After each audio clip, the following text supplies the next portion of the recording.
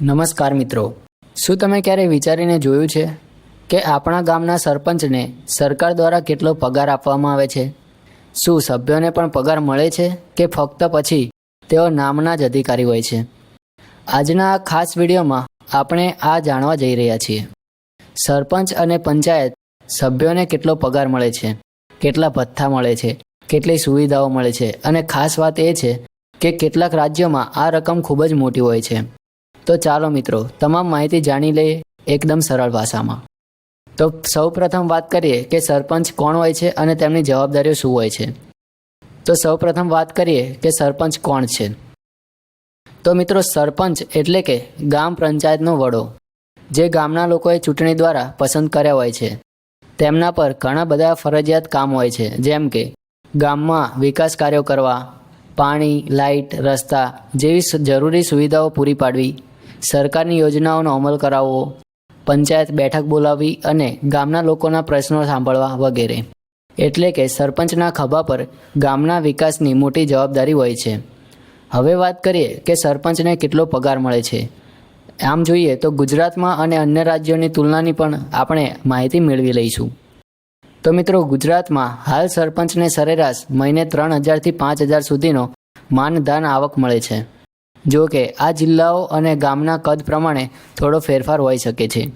એટલું જ નહીં, અનેક સરપંચોને મોબાઈલ બિલ, પ્રવાસ ભથ્થું, હસ્તલેખ ચાર્જીસ જેવી ઘણી બધી સહાય પણ મળે છે. બીજા રાજ્યોની વાત કરીએ તો મહારાષ્ટ્રમાં સરપંચને 10,000થી 15,000 સુધીનો પગાર મળે છે. રાજસ્થાનની વાત કરીએ તો રાજસ્થાનમાં સરપંચને 6,000થી 10,000 સુધીનો પગાર મળે છે. અને ઉત્તર પ્રદેશમાં અને બિહાર જેવા રાજ્યોમાં સરપંચ માટે અલગ દર નક્કી કરવામાં આવ્યા છે.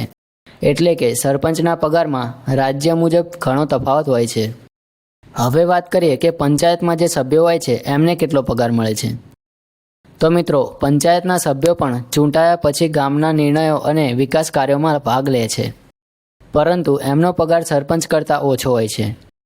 ગુજરાતમાં સભ્યને સામાન્ય રીતે 750થી 1,500 સુધીનો ભથ્થો મળે છે અને મહિને કેટલીક બેઠકમાં હાજર રહે છે તેના આધારે પણ પેમેન્ટ થતું હોય છે. જ્યારે કેટલાક રાજ્યોમાં સભ્યોને માસિક પગાર રૂપે ₹2,000થી 5,000 સુધી રૂપિયા આપવામાં આવે છે. આગળ વાત કરીએ તો મિત્રો, સરપંચ અને સભ્યને મળતી અન્ય સહાય અને લાભના વિશે.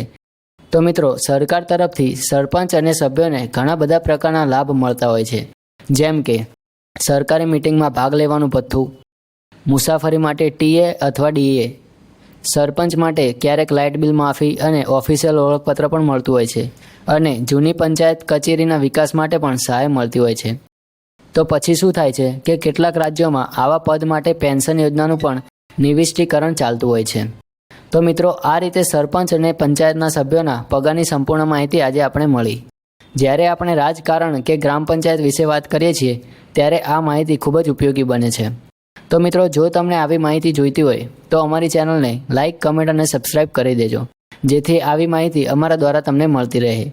જય હિન્દ, જય જય ગજવી ગુજરાત.